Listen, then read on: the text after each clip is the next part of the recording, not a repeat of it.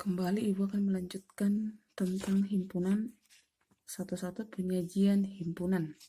Himpunan itu disajikan dalam bentuk 3 cara. Yang pertama, dengan menyebutkan anggotanya. Itu disebut dengan enumerasi. Semua anggotanya ditulis dalam kurung kurawal dan nama himpunannya ditulis dengan huruf besar atau huruf kapital. Misalnya himpunan A, ini anggotanya disebutkan 357. Himpunan B sama dengan 2357. Himpunan C sama dengan A, I, U, E, O. Himpunan D sama dengan ini titik-titik berarti masih ada kelanjutannya, berarti minus 4, minus 5, minus 4, seperti itu. Minus 3, minus 2, minus 1, 0, 1, 2, 3, dan seterusnya. Nah, ini masing-masing disebutkan anggotanya. Kemudian bentuk yang kedua yaitu dengan menuliskan sifat yang dimiliki anggotanya.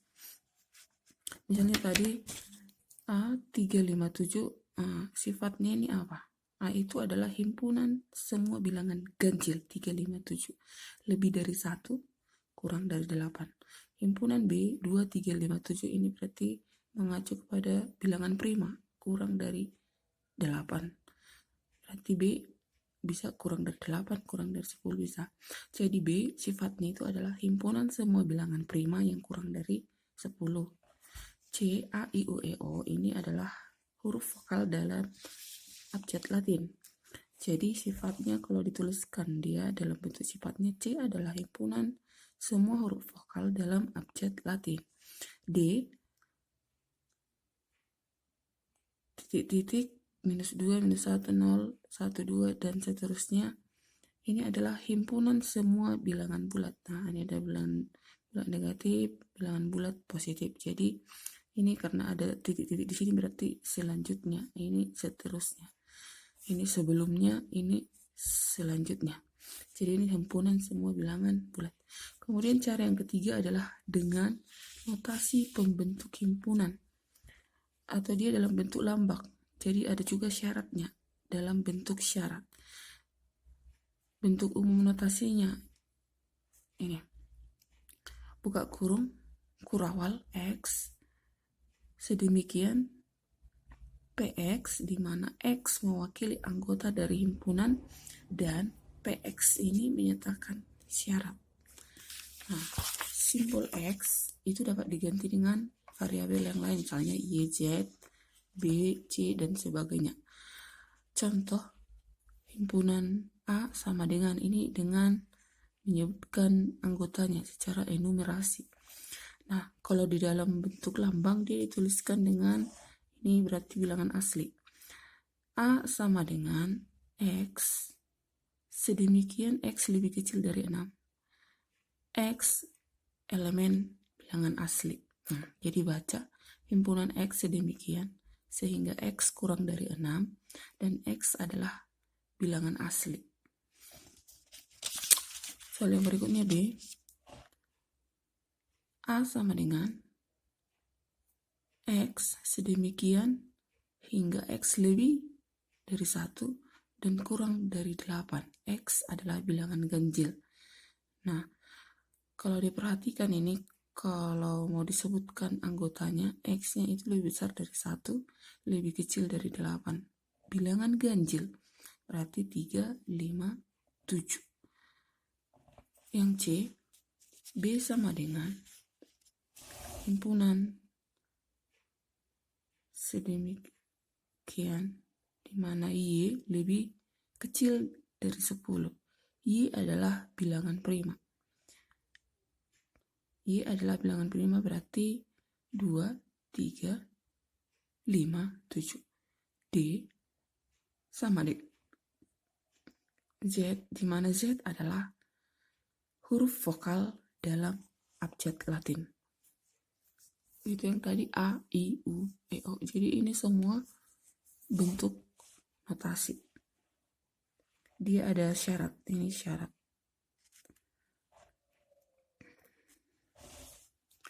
Jadi itulah bentuk penyajian dari himpunan. Ada 3 cara.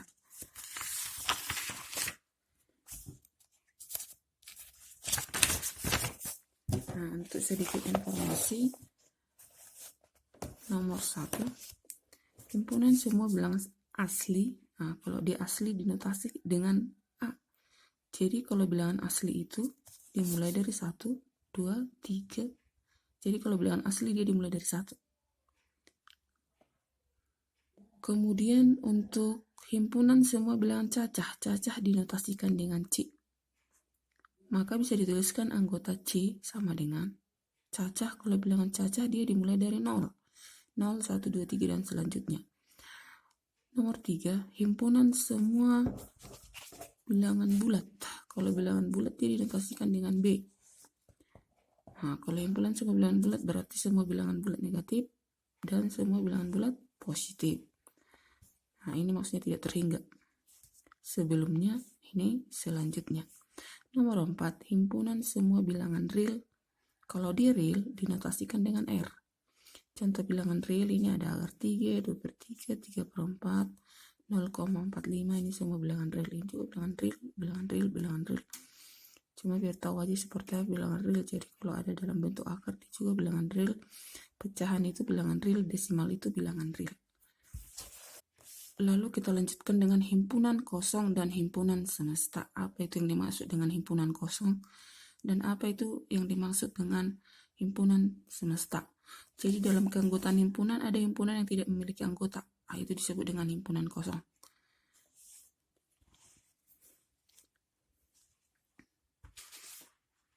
Masalah 21. 4 orang siswa Batara, Simon, Sudraja, dan Marsius memiliki kesempatan sama untuk memenangkan suatu hadiah undian. Agar hasil dari keempat siswa dipilih secara adil menjadi pemenang, maka panitia memberikan 1 dari 4 pertanyaan tentang himpunan yang tersedia dalam kotak undian. Keempat pertanyaan pada kotak undian itu adalah sebagai berikut. 1. Menentukan himpunan bilangan cacah yang kurang dari 0. 2. Menentukan himpunan bilangan bulat yang lebih besar dari 0 dan kurang dari 1. 3. Menentukan himpunan bilangan ganjil yang habis dibagi 2. 4. Menentukan himpunan bilangan prima yang merupakan bilangan genap. Nah, kalau untuk menentukan himpunan bilangan cacah yang kurang dari 0, berarti perlu diperhatikan. Kalau dikatakan bilangan cacah, dia mulai dari 0. Nah, ada nggak anggota himpunan bilangan kalau dia kurang dari 0? Sementara bilangan cacah itu mulai dari 0. Kalau kurang dari 0 itu misalnya -1, -2, -3 itu kurang dari 0. Untuk yang nomor 1 ini, bilangan cacah yang kurang dari 0 itu tidak ada. Karena bilangan cacah itu mulai dari 0. Kalau di bawah 0 atau kurang dari 0 berarti -1 itu bukan bilangan cacah. Nomor 2, menentukan himpunan bilangan bulat yang lebih besar dari 0 dan kurang dari 1. Himpunan bilangan bulat lebih besar dari 0, kurang dari 1 berarti itu tidak ada. Karena dia bulat. Di antara 0 dan 1 itu sudah pecahan. Misalnya setengah, 1/3, 1/4 itu pecahan, bukan bilangan bulat. Jadi tidak ada. Nomor 3, menentukan himpunan bilangan ganjil yang habis dibagi 2. Semua bilangan ganjil tidak akan pernah habis dibagi 2. Nomor 4, menentukan himpunan bilangan prima yang merupakan bilangan genap. Jadi bilangan prima itu adalah bilangan yang habis dibagi 1 dan bilangan itu sendiri. Jadi bilangan prima itu hanya memiliki 2 faktor. Contoh dari bilangan prima itu adalah 2, 3, 5, 7. Jadi di sini 2, 3, 5, 7 hanya bilangan 2 yang merupakan genap. Selebihnya itu adalah bilangan ganjil. Maka anggota dari himpunan bilangan prima yang merupakan bilangan genap itu adalah 2. Jadi ada anggotanya 1. Jadi berdasarkan keterangan tersebut, yang dapat menentukan anggota himpunan itu adalah Marsius. Karena yang tadi hanya nomor 4 yang memiliki anggota. Karena Marsius mendapat pertanyaan nomor 4. Sementara tadi Batara nomor 2 menentukan himpunan bilangan bulat lebih besar dari 0 dan 1 ini tidak ada. Ini himpunan kosong. Kalau dituliskan dia seperti ini, kosong dia. Ini juga kosong.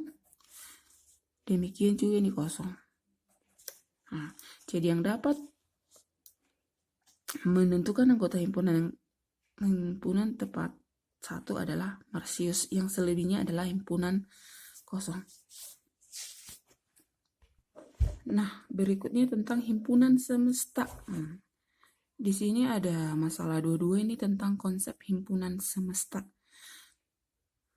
Yunita, Septi, dan Andi adalah 3 orang siswa yang diberi tugas oleh Pak Taufik untuk menuliskan nama siswa yang berawalan huruf tertentu di kelasnya. Yunita diminta menuliskan nama siswa yang berawalan huruf Y. Septi diminta menuliskan nama siswa yang berawalan huruf S. Dan Andi diminta untuk menuliskan nama siswa yang berawalan huruf A.